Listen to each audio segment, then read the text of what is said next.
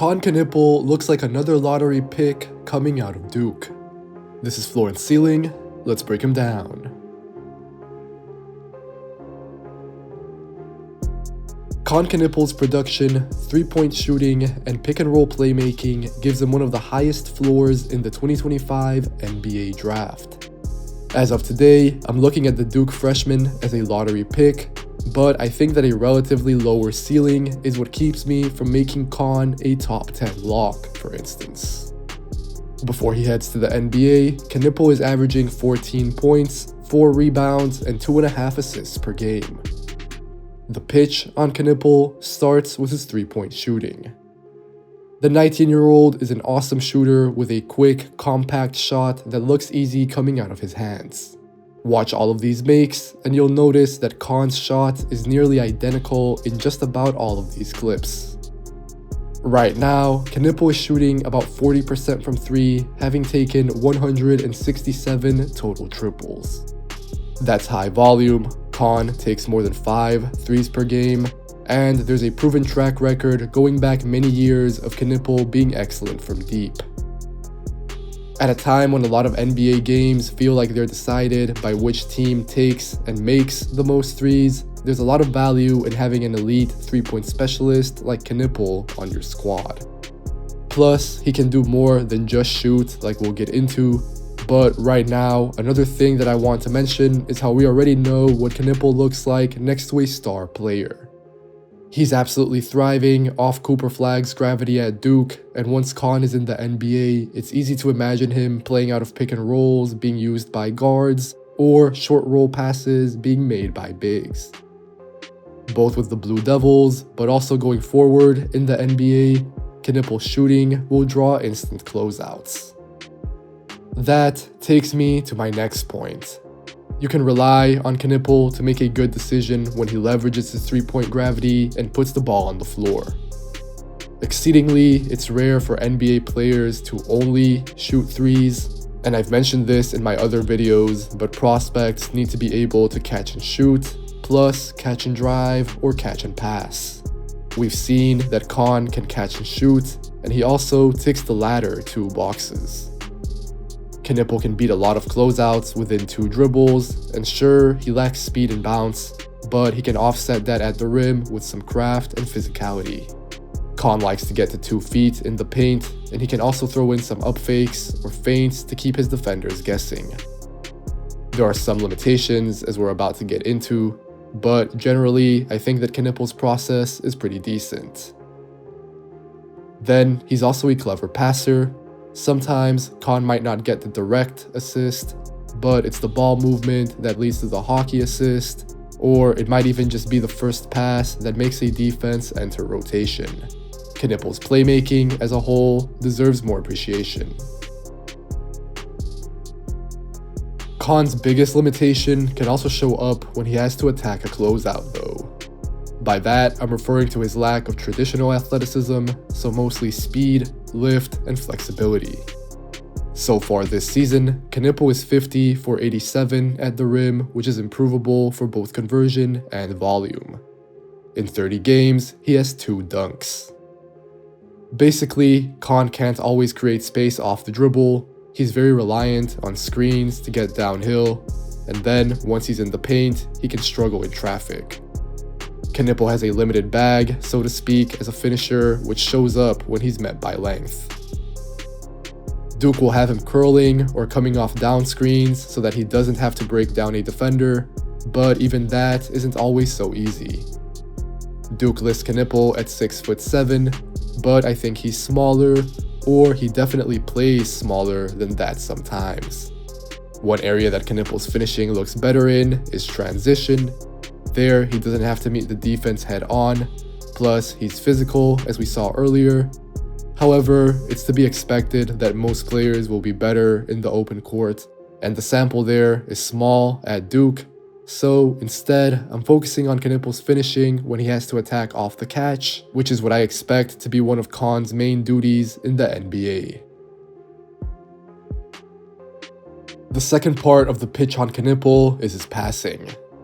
The three-point shooting will draw more eyeballs, but Kon is actually a very steady passer. A look at Duke's roster won't tell you this, but watch the games and you'll see that he's been their point guard more than Tyrese Proctor or Caleb Foster this season. Starting in the pick and roll, the big thing worth pointing out is the chemistry that Kon Knueppel has developed with Khaman Maluach. Time and time again this season, the Duke guard has found the Duke center, and I really like the technique and placement that Kon Knueppel shows on these passes. Although I don't think that Kon is 6'7", he does have good size for a guard, and Kon Knueppel lacks twitch, but he has a safe handle that allows him to use ball screens effectively. Kon Knueppel runs empty side pick and rolls well, and he's precise with his floated lob passes. This season, Kon is averaging 2.5 assists to 1.2 turnovers, which is a great ratio while handling point guard duties a fair bit.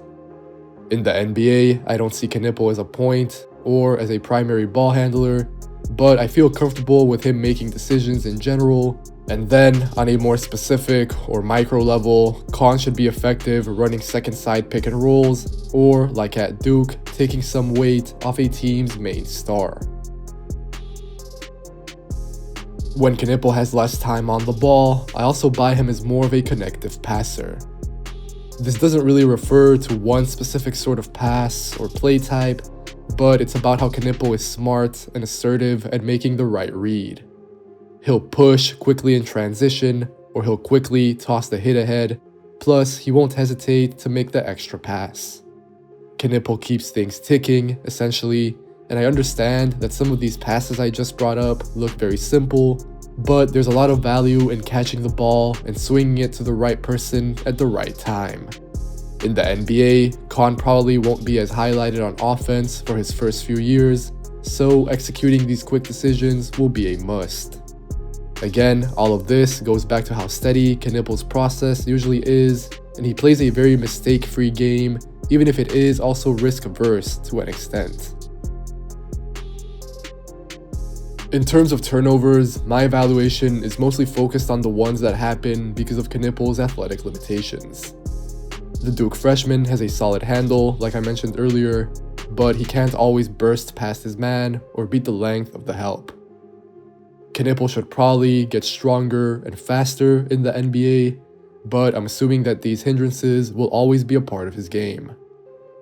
I think they'll be most important when Kon Knueppel attacks closeouts, or as a passer when he has to turn the corner out of screens. But Kon's biggest limitation though, and not the most important one because he doesn't necessarily need it with his skill set, is self-creating off the bounce. Kon Knueppel struggles to manufacture separation, and yes, he's decently strong, but he really lacks wiggle off the dribble. This is reflected in his pull-up shooting, or really, the lack thereof. Kon Knueppel is 3 for 12 on three-pointers off the dribble, and 91% of his triples this season were assisted. This is not necessarily a bad thing, but it's definitely important to keep in mind. Kon Knueppel's self-creation looks a little better inside the arc, and that backs up what I saw from him in high school. Kon is 13 for 26 on off-the-dribble twos, which is a small sample over 30 games, but it's something. What I'm most looking at, however, are Kon Knueppel's post-ups. He's gotten the chance to do this sometimes at Duke, and I think he's done a pretty good job at using his body to get deep in the paint. Kon also has a short fall away that he can get to, which we really saw more of at the high school level. That's when Kon Knueppel was asked to score a lot more, which isn't necessarily what Duke demands from him. So, for me, the two biggest factors that line up for Kon Knueppel in the post are his positional strength and his touch. I'm not saying that he is or will become Jalen Brunson, but these quick post-ups can be useful, and I think they'll eventually become more common than they were in college.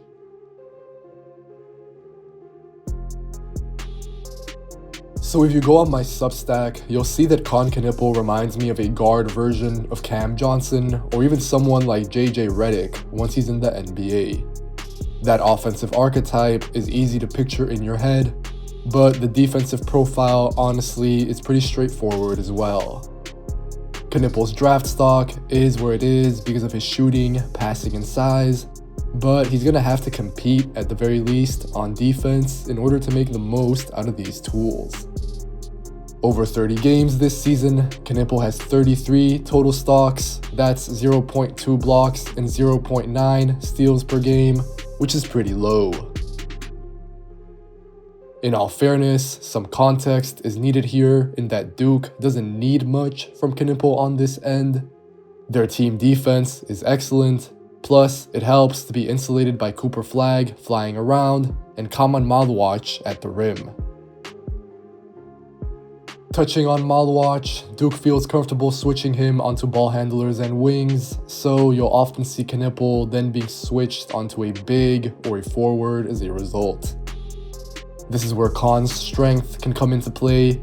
He makes multiple efforts, fronting and holding off bigs, and I think he'll be switchable to some extent in the NBA.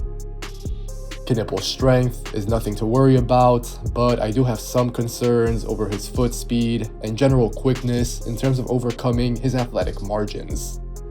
The most obvious thing that can happen is Kon giving up blow-bys, but I'm actually more curious about whether he can help and recover on a regular basis in the league. He'll have to cover tons of ground and do so fairly explosively, so that should be a test for Kon. When he's engaged, Knueppel can pick up some possessions at the point of attack. That said though, Knueppel is not going to defend ones full time, so that probably leaves him on twos, or I'd probably say wings, which can be some of the best players in the world. The Duke freshman certainly isn't the type to make glaring errors or compound them. That's always good. But ultimately, I feel like Kon's athleticism doesn't give him the freedom to make many mistakes on this end, so he'll have to be really dialed in order to not get picked on. As always, if you enjoyed this video, make sure to leave a like. Make sure to leave a comment telling me what you think of Kon Knueppel. Make sure to subscribe to the Floor and Ceiling Substack, and if you want to watch more content like this, subscribe to the channel as well. Take care, and I'll catch you guys next time.